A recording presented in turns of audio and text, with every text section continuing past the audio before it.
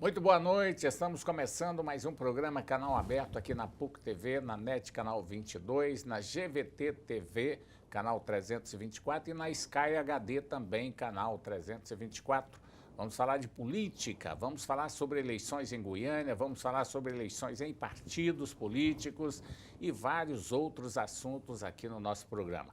Para conversar conosco, nós convidamos o deputado estadual Virmondes Cruvinel, ele que é do PSD, o mais votado em Goiânia e provável pré-candidato a prefeito de Goiânia. Comigo aqui também o jornalista editor do Diário da Manhã, Ulisses A.S. Deputado Virmondes Cruvinel, mais uma vez, um grande prazer em recebê-lo aqui no nosso programa. Boa noite. Boa noite, João. Boa noite, Ulisses. Boa noite. A todos que nos assistem. É um prazer estar aqui novamente. Programa de qualidade, que discute a política com propriedade. Fico feliz de poder contribuir. Tá certo, obrigado também pela referência ao nosso programa. Ulisses, boa noite. Boa noite, João Silvestre. Boa noite especial para o nosso convidado, o ex-vereador, deputado estadual, Virmondes Cruvinel, e também para você, telespectador assíduo do programa Canal Aberto aqui na PUC TV. Nós vamos começar debatendo os problemas da Assembleia Legislativa. Aliás, eu espero que não seja problema, que sejam as grandes soluções para nós, goianos. A Assembleia Legislativa tem muita importância porque é um poder independente, entre aspas, né, a gente espera, e que tem a grande responsabilidade de aprovar os projetos no estado de Goiás. Como é que está o trabalho do senhor aí neste mandato agora como deputado estadual na Assembleia Legislativa, deputado? João, nós estamos completando basicamente aí 100 dias de atuação parlamentar na Assembleia, junto com os demais colegas. Tem sido muito positivo esse momento, inclusive um momento de crise no país, no estado, ajustes fiscais, mas de alguma forma também o papel do Legislativo de fazer a colaboração com o encaminhamento de projetos e ideias. Nós assumimos na Assembleia uma tarefa interessante que é a presidência da Frente Parlamentar da Micro e Pequena Empresa. E hoje mesmo nós entregamos, até em primeira mão, estou falando aqui para vocês, nós entregamos uma minuta do Estatuto Estadual da Microempresa à Secretaria Estadual de Desenvolvimento Econômico. Isso é um trabalho em conjunto com a AB, com a CIEG, SEBRAE, o Fórum Empresarial. E com essa ideia, nós tentamos aí, de alguma forma, dar um caminho para aquelas pessoas que são aí, mais de 99% das empresas em Goiás, são micro e pequenas empresas, e Ulisses, estão gerando mais de 50% dos empregos formais. Ou seja, dá um caminho para o futuro dos pequenos empreendedores. Então já é uma ação desses 100 dias do mandato. Essa ação que o senhor está falando do microempresário, microempreendedor, qual que é o upgrade que pode dar, por exemplo, na vida de um microempresário hoje que passa pelas dificuldades que nós sentimos, principalmente nessa época de crise? Um problema grave com relação à questão da burocracia. Então nós estamos dando esse encaminhamento do Estatuto para diminuir essa dificuldade de abrir e fechar uma empresa. Outra orientação com relação ao crédito. Apoio, inclusive, nessa parte de educação empreendedora, que eu acredito, na minha opinião, tem que começar, inclusive, na escola, né? A pessoa fazer a conta, os gastos, etc. Então, foi muito positivo e aí um balanço desses 100 dias já é essa proposta que foi encaminhada ao governo e, com certeza, voltará à Assembleia para aprovação. Agora, o detalhe interessante é quando se fala em pequenas empresas, né, no estado de Goiás, por exemplo, nós já temos centenas de milhares aí, talvez, de pequenas empresas que já têm aí o apoio do Fomentar, que tem o Banco do Povo, o Produzir, né? Produzir já é mais para as maiores empresas, né? O que é que tem de novo nisso aí que seja diferente do que já existe no estado de Goiás? Primeiro é uma segurança. Nós tivemos a lei federal, que é a lei complementar 123 de 2006, que é a lei nacional da questão da micro e pequena empresa. Em Goiás nós tivemos que fazer essa adequação local. E para ter um rumo, as pessoas às vezes querem montar seu próprio negócio, hoje tem legislação esparsa, decreto de um lado, lei complementar do outro, o estatuto ele vai ter o caminho jurídico para ter sustentabilidade do seu negócio ser consolidado.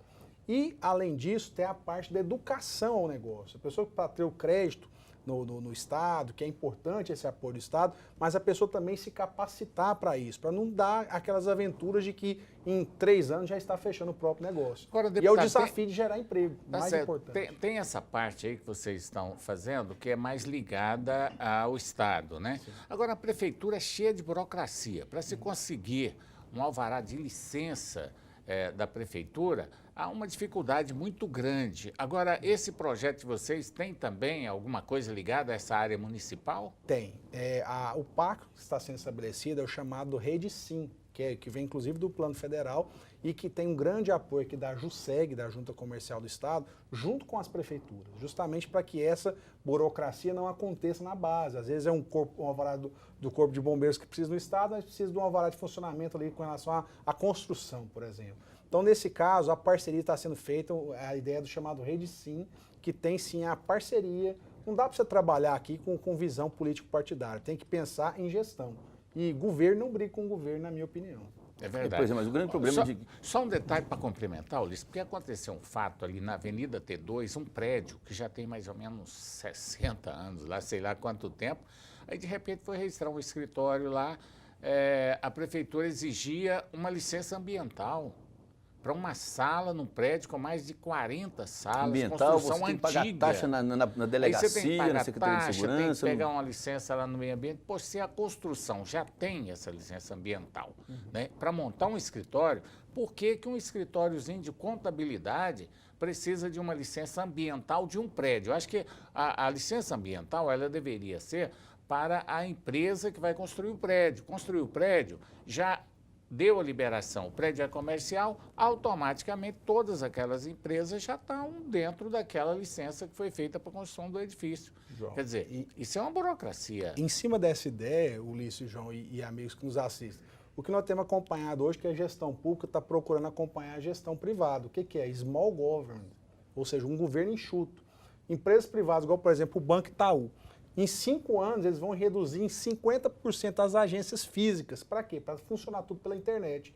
E nessa parte, a burocracia diminui aí. O uso da tecnologia, ter um checklist básico na internet, onde que a pessoa vai lá, solicita o documento, tem a resposta num prazo estabelecido. Talvez seja esse o caminho para diminuir. Mas, por exemplo, se eu pega, vamos pegar esse atraso. Aqui. Eu vou no VaptVupt hoje tirar a carteira de identidade. Provavelmente vai demorar 30 dias para eu conseguir essa carteira de identidade. Ou seja, o meu polegar está lá, já foi tirado várias vezes, ou seja, a fotografia hoje é digital, eu posso mandar ela às vezes por internet, várias formas, tudo.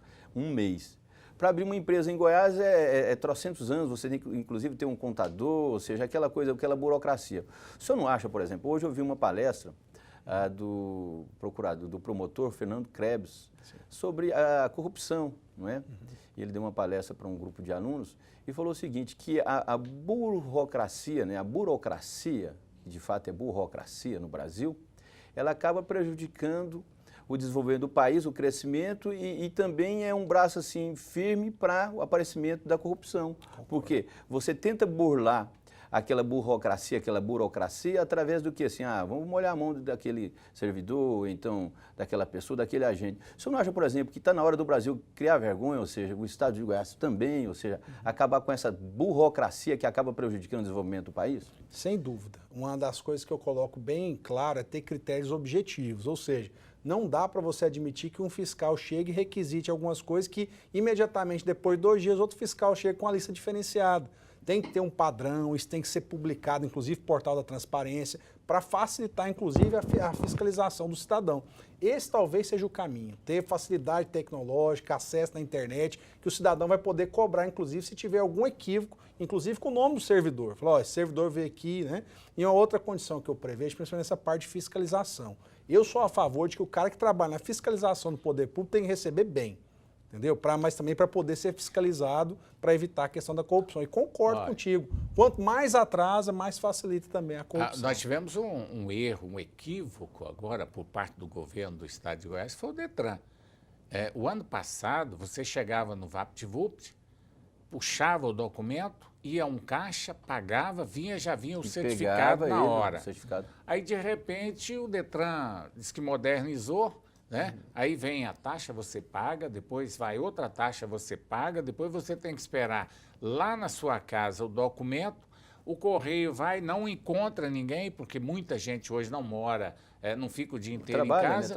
Aí depois deixa lá um aviso, você tem que chegar antes das 17 horas lá para pegar o documento. Aconteceu comigo isso. Cheguei lá no correio, Eu vim pegar meu documento, falei, o senhor trouxe aquele papelzinho do aviso do correio? Trouxe, não, então não tem como te entregar, porque aqui lá tem um número, aqui nós temos que ter um número. Eu tive que ir lá em casa, voltei, cheguei lá, peguei o papelzinho para levar lá para apresentar no correio. Quer dizer, o que eu perdi de tempo com essa modernização do Detran é uma coisa incrível. E muitos motoristas Agora, estão passando por isso, estão passando por isso, inclusive, né? sem a documentação legal, ou seja, trafegando na cidade sem a documentação legal. E o Detran gastando fortuna para poder fazer esse trabalho. Eu faço, inclusive, uma autocrítica, né? Aqui no caso, todos sabem que o meu partido é da base do governador Marconi Perillo. Nós, inclusive, fizemos uma visita ao presidente do Detran para buscar esclarecimento a respeito disso. Foi informada a questão da empresa, enfim. Mas se presta o serviço público, tem que ser prestado com qualidade. Então, seja governo, não seja governo, o que nós queremos é que o cidadão seja bem atendido. E realmente teve esse problema, essa demanda. Por um outro lado também, nós já percebemos que tivemos avanço no Detran. É um caos, né? Não, hoje é um caos. O né? avanço que o senhor está falando aí é não, um mas caos. Eu comento, o avanço dentro do caos, né? Vamos esperar para ver, desse né? passo, né? O que eu falo assim, nós já tivemos a instalação do VaptVupt do Detran. O que antes era pior ainda. Mas o o atendimento lá já melhorou. Será que melhorou então, o assim, atendimento? A nossa expectativa, não só como político, mas como cidadão, é cobrar isso, que o serviço público seja nosso lado ou não, que funcione com qualidade. Todo cidadão tem direito de cobrar. Pois é, eu estou citando esse exemplo aí, que foi um péssimo negócio até agora, que a maioria dos usuários de veículos estão passando por isso. Agora, imagine se for recorrer de uma multa, imagine se for fazer uma transferência, uma vistoria no E a reclamação é geral, né, João? Pior que a gente vê que ela é geral. E ela é uma não é fonte que gera muito lucro para o pontual. governo. Né?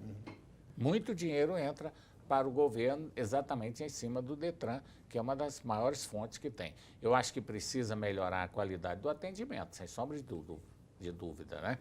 Bom, nós já estamos indo para o intervalo comercial, daqui a pouco estaremos de volta com o programa Canal Aberto.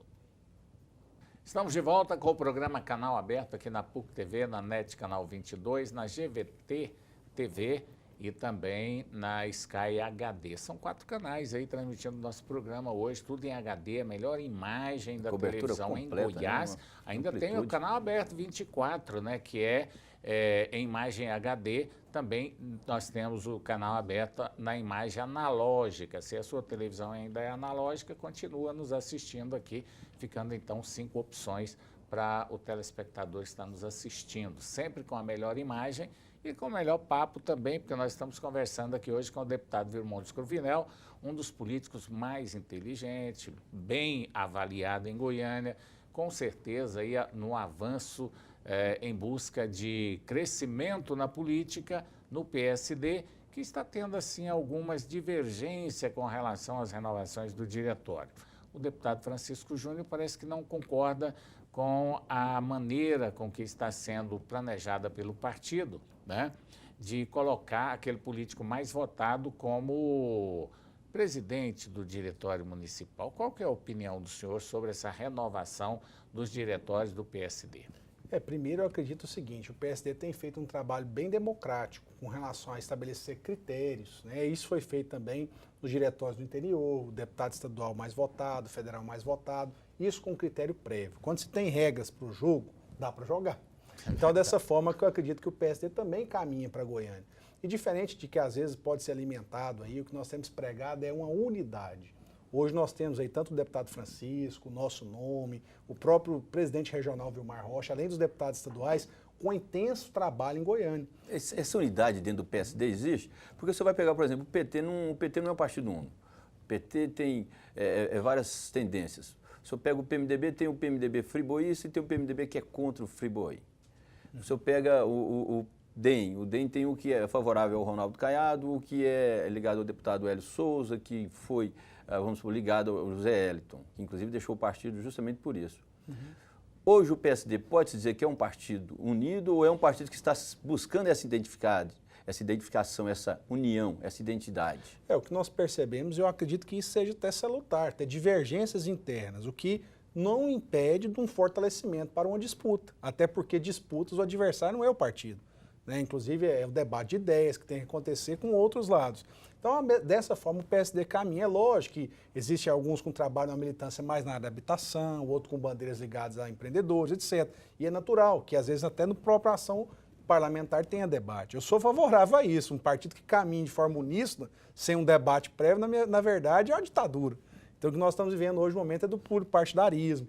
E o que nós temos caminhado no PSD é isso, respeitando as diferenças, tentar construir a possibilidade, inclusive, de uma candidatura própria na cidade. E se não faz isso com unidade interna, não vai caminhar para o propósito maior, que é debater Goiânia, diferenças regionais que existem dentro da cidade de Goiânia. Então, para isso, mesmo com essa diferença, às vezes ideológica de alguns internamente, nós temos sim procurado essa unidade, fortalecer um trabalho de base no partido, capacitar candidatos a vereador, inclusive com debates, palestras sobre temas aí de urbanismo, talvez seja um caminho para o futuro. Deixa eu fazer uma pergunta aqui, que até veio assim da base da curiosidade. O PSD, ele apoia o governo federal, porque o Kassab é ministro da Dilma Rousseff. O senhor, aqui em Goiânia, em Goiás, o partido apoia Marconi Perillo. O Vilmar Rocha é secretário de Marconi Perillo. Como é que fica o discurso do senhor lá na Assembleia Legislativa, quando o senhor refere ao governo federal e ao governo estadual? Como é que o senhor critica o governo federal se o seu partido faz parte do governo federal? Como é que é esse discurso do PSD na Assembleia? Pois bem, a nossa preocupação é com relação à questão da qualidade e eficiência da gestão. É lógico que existem nomes capacitados no governo federal e não há de impedir isso. Temos, inclusive, outro quadro do PSD que participa da ação da microempresa, que é o AFIF Domingos. Temos nomes capacitados. O que nós não admitimos, isso eu digo como cidadão, como político, né, como pessoa que convive no debate, é que más gestões, a falta de transparência, a não prestação de contas de forma correta das ações do governo aconteçam. E o que nós temos percebido é isso, tá? Havendo um distanciamento por parte do governo federal, tanto da interlocução interna no Congresso Nacional, quanto com a sociedade. Agora, a presidente Dilma, ultimamente, estabeleceu o Michel Temer para tentar fazer novamente essa interlocução. Mas o que nós percebemos são esses defeitos. E eu sempre faço questão de apontar críticas, isso eu digo pessoalmente, até é uma linha de conduta também do próprio presidente regional, Vilmar Rocha, é fazer críticas a gestões, não a pessoas. Então vamos fazer crítica à gestão aqui. O partido do senhor apoia aqui o governo Marconi Perillo e no plano nacional, na esfera federal, apoia a presidenta Dilma. O senhor acha que a presidenta Dilma tem realizado uma ótima gestão nesse segundo mandato dela? Eu pessoalmente digo isso também dentro do partido, que nós temos divergências dentro do partido, né, e no plano nacional. Pessoalmente eu tenho dito assim que há um equívoco da administração atual do governo federal, como eu disse, com um distanciamento daquele discurso que era o discurso das massas, dos segmentos organizados, hoje se distancia da sociedade e se distancia também do Congresso, precisando de mais habilidade, inclusive, nessa mensagem que é chegada. E aí nós enfrentamos um momento de crise, tanto é que foi necessário trazer um ministro, que eu respeito, inclusive, o ministro está fazendo. É um quadro preparado que está no governo federal, que foi necessário fazer ajustes, mas esse discurso tem que chegar também à sociedade. Agora, o discurso tem que chegar à sociedade. Agora, e para as obras do governador Marconi Perillo, do governo do estado de Goiás, que estão paradas? São várias as obras, inclusive a GO 070 e outras, que já deveriam ter começado e que dependem dessa verba federal. Como é que está essa interligação financeira? Como é que está essa liberação das obras? Primeiro, sim, o próprio secretário Vilmar Rocha foi escalado para fazer essa interlocução com o Ministério das Cidades, o ministro Kassab. E, além disso, buscando aí outras parcerias. Nós temos aqui em Goiás uma ideia de acabar com esses aterros, esses lixões, né? E que é uma bandeira de universalizar essa construção em parcerias com as cidades, que também parte de diálogo com o governo federal. O que nós temos percebido é esse diálogo republicano, uma busca de entendimento, como eu disse no começo, o governo buscando dialogar com o governo sem ideologias, né? Sem pensar só em eleição os 4 anos do mandato. E dessa forma eu tenho procurado observar que tanto aqui em Goiás, até teve aqui esses dias um representante, inclusive, num debate no Fórum Empresarial, mostrando que a crise nacional, Goiás ainda está num patamar mediano. Ou seja, algumas medidas foram tomadas com relação a enxugar secretarias, ajustes, medidas essas que até de certa forma antipáticas para a opinião pública. Mas aqui eu me recordo muito uma fala do Fernando Henrique Cardoso, ex-presidente da República. Ele fala o seguinte: em alguns momentos pode-se até perder a popularidade, mas jamais a credibilidade. É verdade. Agora, falando em crise, né? Essa crise em Goiás foi menor e tal. Essa crise, ela foi anunciada há muito tempo. Ano passado, antes das eleições, todo mundo já fala, olha, a crise pós-eleições sempre existiu. Justamente. Todas as vezes que tem uma eleição para a presidência da República e governador, no ano seguinte o país entra numa crise financeira. porque, eu não sei, parece que é uma questão cultural, né? E o que a gente espera é que essa crise ela só dure esse ano. Numa conversa que eu tive com o governador recentemente, ele me disse que até o final do ano está garantida a crise. Desse jeito. Se disse até o final do ano, pode preparar por mais um ano, então. Crise, o que nós temos acompanhado é essa boa intenção por parte do governo. Tem que fazer corte, corta na carne, né? Eu acho inadmissível hoje você ter um governo aí distante dessa realidade da sociedade, com mais de 10 secretarias, sem interlocução, pasta fazendo uma função da outra, ou seja, foi um momento de tomar uma decisão. Exemplo, o senhor fala em reformas, mudanças, essas coisas. O que o senhor acha que o governo do estado de Goiás fez assim no sentido de positivo para enfrentar essa crise aí? Porque adotou algumas medidas no início e não se tinha crise naquele momento, todos nós passávamos por um momento assim, de prosperidade, ou seja, no início do ano, essa crise não era tão forte como é hoje, não é? Tomou-se as medidas execuíveis, adequadas e parece que a crise cada vez se acirra mais. O que eu tenho observado, Ulisses, é o seguinte, da mesma forma como foi feito esse ajuste inicial, eu acho que o mais valioso, esse corte de secretarias mesmo, acho que o governo federal, a prefeitura procura fazer isso e até a oposição apoia isso na Câmara, né? Isso foi um passo que é, como se diz, um dever de casa. A outra observação é que, ao mesmo tempo, o governo tem buscado encaminhar alguns projetos ligados à questão do desenvolvimento. Eu estava falando justamente dessa questão da microempresa, associada a projetos interessantes como, por exemplo, do e-commerce, né? Você facilitar esse comércio eletrônico, transações que aconteçam em Goiás que gerem divisas para o Estado. Então, da mesma forma que você faz ajuste, você tem que mirar no futuro.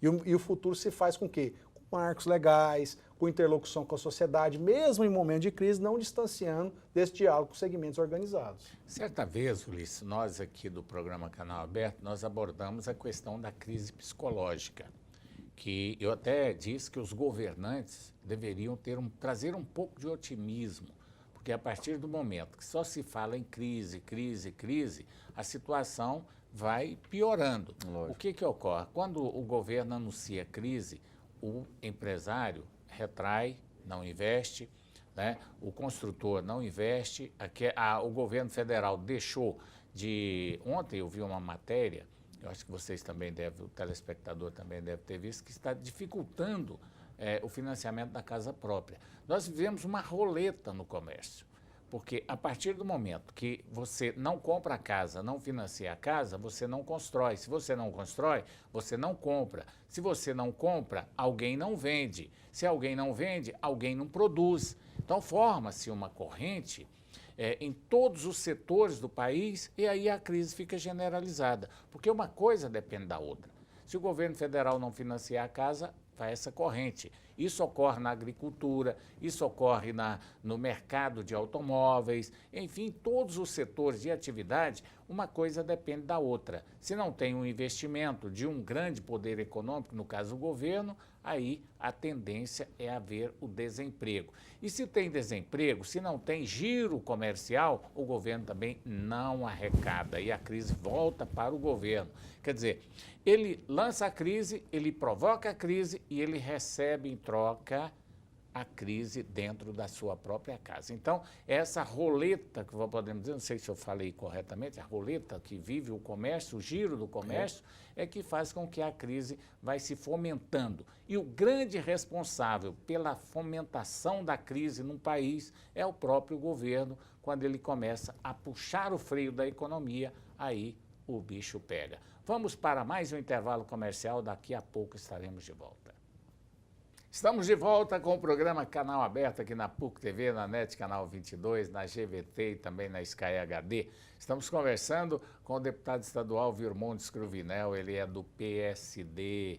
Eu falei aqui ainda há pouco, né, na abertura do programa, que ele é um dos prováveis pré-candidatos a prefeito de Goiânia. Goiânia que já tem alguns nomes no páreo aí. Dentre eles, Ides Rezende Machado, que antes mesmo de terminar as eleições para governador já se falava que ele seria candidato a prefeito. É um eterno candidato aqui em Goiânia e fortíssimo, por sinal. Vanderlan Cardoso está aí trabalhando, agora querendo aproximar da base, filiado ao PSB, partido que tem o Marcos Abrão como presidente, também de olho na Prefeitura de Goiânia, de olho no apoio da base aliada do governo. O PSD do Virmondes Cruvinel também tem nomes bons aí, Francisco Júnior, o próprio Virmondes para disputar a prefeitura. Dentre outros, né? Vilmar Rocha também, dentre outros, né, Ulisses Aécio? Então está na pauta aí, podemos falar sobre sucessão em Goiânia. Fique à vontade aí, Ulisses Aécio e também Virmondes Cruvinel. O senhor seria pré-candidato, já é um pré-candidato? Ou o senhor vai ficar naquela, não, depende do partido, aquela coisa toda? Bom, a vida é movida a desafios, Ulisses. Eu acredito que quem está na vida pública tem que procurar almejar o quê? Crescimento, prestação de serviços. E dessa forma, quem no nosso caso, nascido em Goiânia, que tem uma vida pública, sendo vereador mais votado, nos estimula, sim, a ter uma contrapartida de prestação de serviço pela cidade. Eu digo que o momento é um momento propício, é um momento de dificuldades na prefeitura, que talvez uma ação planejada já pode fazer a diferença. Eu digo e tenho dito primeiramente que eu tenho que fazer um trabalho de base dentro do PSD. Nós temos nomes dentro do PSD, mas eu tenho me colocado à disposição sim. Mas o senhor acha que o senhor teria condições administrativas de pegar Goiânia, ou seja, nesse momento conturbado dela, ou seja, praticamente totalmente desgovernada, e colocar ela no trilho, ou seja, colocar o trenzinho no trilho, administrar do jeito que tem que ser administrado, ou seja, com o apoio da população, agradando a própria população? Ulisses, eu penso o seguinte, nada se faz sozinho. Então, buscando fazer um planejamento para a cidade, olhar a situação, o cenário da cidade hoje, isso tecnicamente, a questão urbanística, do desenvolvimento, a questão da atualização do plano diretor local, isso pensando uma equipe de pensantes, de pessoas executoras também, é possível sim fazer alguma coisa para a cidade, o mínimo, né? Ou seja, uma gestão descentralizada. Nós batemos muito nessa tecla, inclusive da última vez que eu tive aqui no programa. Como que em Goiânia hoje nós não descentralizamos a administração da prefeitura? Você já tem uma lei aprovada criando subprefeituras. Então são coisas simples, mas que a partir do momento que você tenha esse diálogo e uma preparação para isso com a equipe em potencial, existe sim possibilidade. Eu só tenho dito o seguinte, não o nome Virmondes ou outros colegas, mas que pensem a longo prazo na cidade e não nesse imediatismo apenas de disputas ideológicas. Tá certo. Agora, eu não citei o nome do Jaime Ricon, do PSDB, Adriana Coste, do PT, que é nome fortíssimo aí, né? Que pode vir a disputar. O deputado Valdir também parece que já teve essa intenção. Agora a pergunta, nós falamos, eu acabei de falar que Iris Rezende é um candidato fortíssimo aqui em Goiânia. Eu pergunto ao deputado Virmondes Cruvinel, do PSD, da base do governo, o que é que a base tem que fazer para bater esse quase imbatível Iris Rezende Machado? Primeiro, trabalhar a tese aí no mínimo de 2 candidaturas. Eu tenho defendido isso, que num plano de estratégia, talvez só o nome do Dr. Iris, que é um nome respeitado, nós percebemos inclusive, sendo adversários dele, nós podemos ter um discurso e um trabalho efetivo pela cidade. Essa natural disputa interna pode levar a um segundo turno. Essa é a primeira tese que eu tenho defendido. O segundo caso é apontar também as diferenças de gestões, né? O fato do legado que o Dr. Iris deixou para a cidade com a gestão do prefeito Paulo Garcia é algo que tem que ser lembrado. Nós vamos questionar por que não agora o prefeito Paulo Garcia não irá subir no palanque do Dr. Iris, que é uma preocupação também que todo cidadão goianiense tem. Não tem a memória curta, está acompanhando que esse caos foi deixado com um discurso anterior, de que seria uma melhor administração de sucessão. Então isso tem que ser lembrado.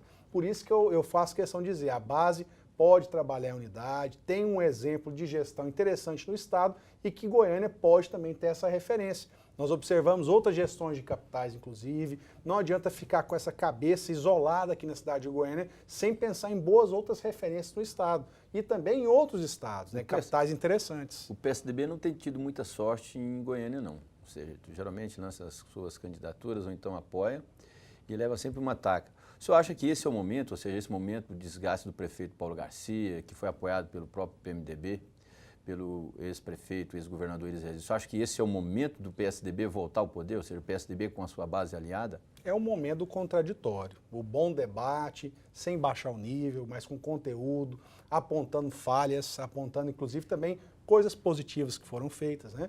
Que nós podemos aí, de alguma forma, levantar uma discussão para o ano que vem. Agora, um detalhe interessante é que o PMDB, pelo que nós estamos vendo aí nas articulações que estão sendo feitas, tem de um lado o Ronaldo Caiado, que é o nome que parte do PMDB quer, mas ao mesmo tempo parte do PMDB acha que não é uma boa o Ronaldo Caiado estar ali. Prefere o Paulo Garcia. Outra parte já acha que o PT de Paulo Garcia não é um bom adversário e já prega, inclusive, que o PMDB deve lançar a chapa pura, né, para a Prefeitura de Goiânia. O próprio PMDB ainda não se definiu e não sabe qual que é o melhor caminho. Só sabe que o Íris... Me disseram uma informação para você, não sei se procede, para os nossos telespectadores. Para os telespectadores aqui, que a chapa que vai ser lançada, ou seja, a Prefeitura de Goiânia, é Íris Rezende e o Agenor Mariano de novo. A mesma chapa que disputou. O Agenor é o vice do Paulo. Hoje é o vice do Paulo. Pois é, isso aí já seria para fugir do PT e fugir do próprio DEM, que pode não ser uma boa. Eu não sei o que vai ser melhor para Goiânia. Agora, vocês que fazem parte do bolo, né, que vão disputar aí, qual que seria a melhor opção para vocês?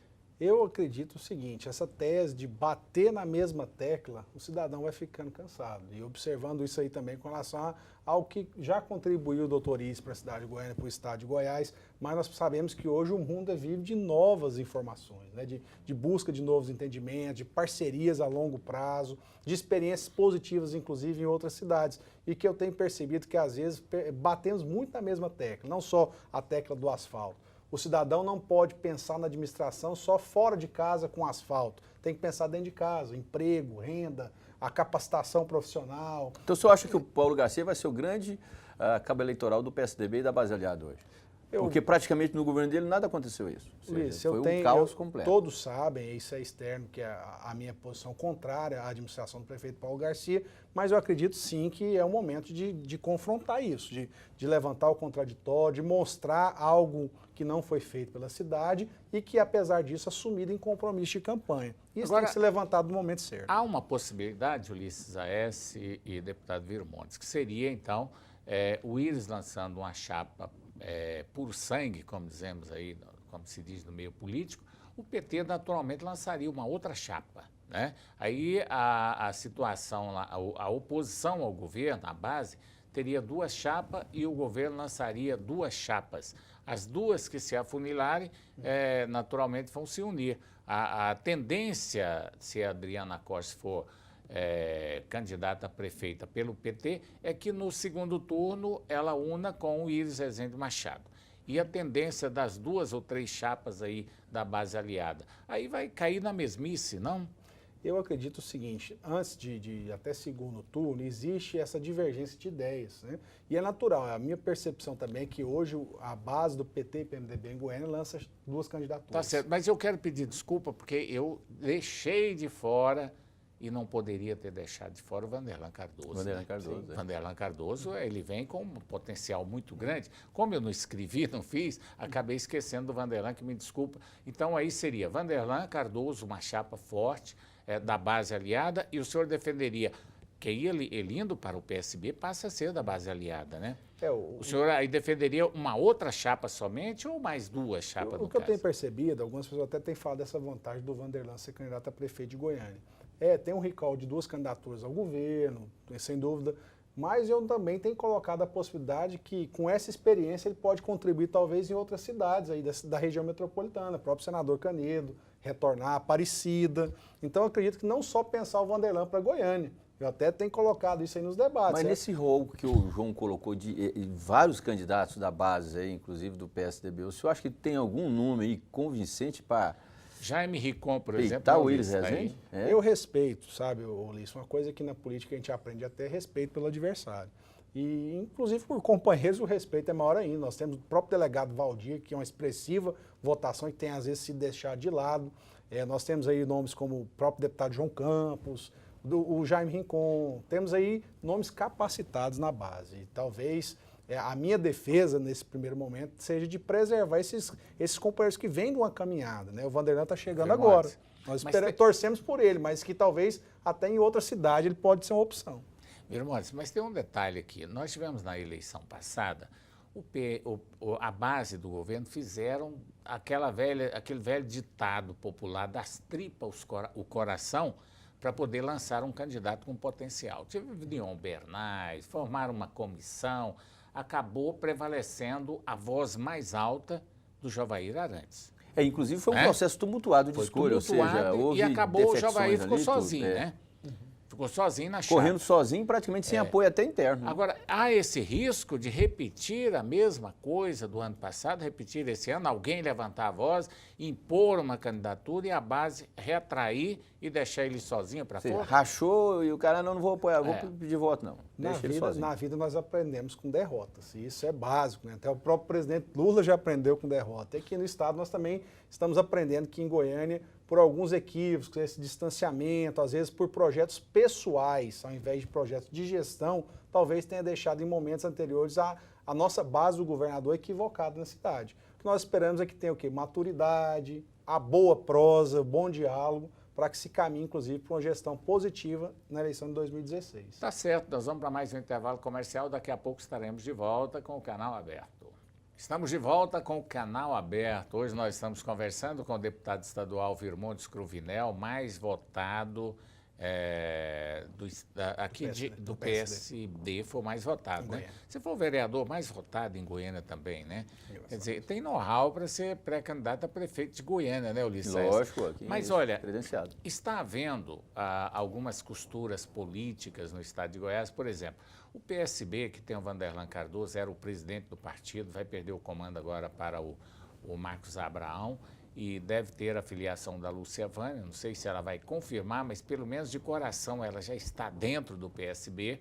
Vanderlan Cardoso não esconde para ninguém que quer ser candidato a prefeito de Goiânia, já colocando o nome dele à disposição, pelo que nós estamos acompanhando aí pelas entrevistas dele.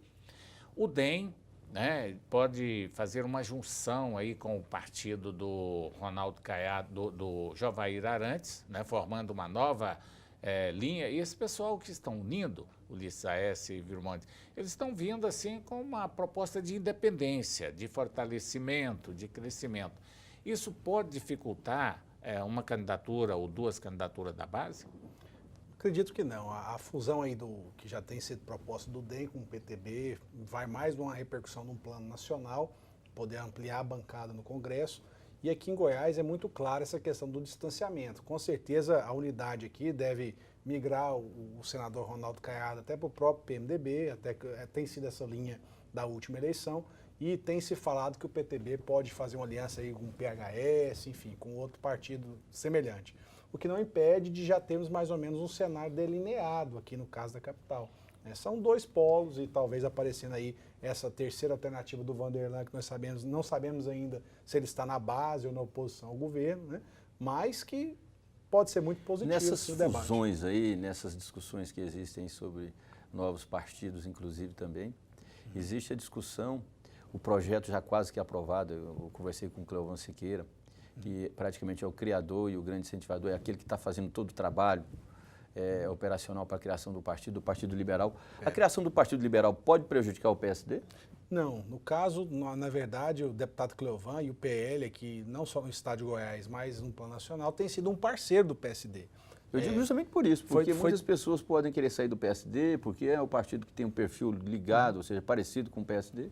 Mas, na verdade, tem sido aí uma alternativa, inclusive, para alianças, né? Nós pensamos, inclusive, nas eleições municipais do ano que vem, de fazer várias chapas aí de unidade do PSD com o próprio PL, prefeitos, vice-prefeitos e vereadores. Então, talvez seja um momento também de mais fortalecimento. E eu acredito que é uma tendência, até uma das pautas aí que se faz observação, às vezes, em algumas câmaras e parlamentos, inclusive em outro país, essa ideia da existência da federação partidária. Você faz a coligação na eleição e essas alianças partidárias permanecem nas bancadas. E é um caminho interessante a se pensar. E o próprio PL tem sido um grande parceiro do PSD em Goiás e no Brasil. Agora, a reforma política deve ser votada ainda esse mês, né? Porque existem muitas revisões, não tem uma data assim definitiva. Segundo as informações, pode ser votada essa semana, mas alguém pode pedir vista, pode querer alterar essa. Mas parece que até agora não tem nenhuma alteração substancial. Que eu saiba, não tem nada assim de novo nessa reforma política que venha causar uma mudança na estrutura partidária no país. A grande defesa de alguns pontos aí, como é o caso do financiamento de campanha, a extensão do mandato do executivo e fim da eleição, algo que já está sendo consolidado, essa questão do fim das coligações proporcionais, né? E Seria só essa aí a grande mudança, né? E talvez o caminho para o voto distrital. Tem sido aí uma tese no Senado já aprovada, cidades com mais de 200 mil habitantes ter o voto distrital, que é o caminho aí que tem sido defendido com mais força pelo Senado. Agora, o que nós percebemos é que isso tem que ser levado à base. Vários prefeitos, vereadores do interior têm cobrado informações. Você acha que essa reforma política, ela sai? Porque até agora o que você vê no Brasil é enrolação, embromação. Ou seja, eu acredito o povo que vai para a rua, depois o político parece que é cara assim, cara ensaboada mesmo, cara de peroba, não realiza o que as ruas determinam. Você acha que essa reforma administrativa sai? Eu acredito que sim. A reforma política está... Reforma política, justamente. Está no prazo legal, né? Ou seja, tem que ser um ano antes da eleição para se fazer a alteração da lei eleitoral. E o momento está propício para já instalada a comissão, que já tem, em períodos passados, aí, caminhado para o retrocesso, de não ter avanço.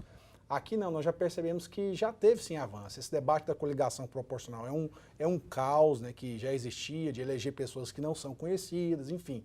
A ideia de acabar com a reeleição do executivo, acabou já mais recentemente com essa ideia de acabar com a figura do suplente de senador, né? Tem se batido muito nessas teclas aí que não fazem sentido hoje com a realidade política que vivemos. É tanta reforma, João, que você fala reforma administrativa, não reforma política, previdenciária, porque parece que tem tanta reforma no Brasil que parece que nenhuma funciona, né? Agora, nós até pretendemos, são necessárias. Nós pretendemos trazer agora, no final de maio e início de junho, o deputado Índio da Costa. O deputado Índio da Costa do PSD do Rio de Janeiro, deputado federal, foi o relator da lei do Ficha Limpa e tem aí está participando da comissão de reforma política. Nós vamos trazer ele aqui e fazer o convite também a vocês. Então, nós estaremos lá. O detalhe mais interessante, Ulisses, é que cada hora surge uma novidade.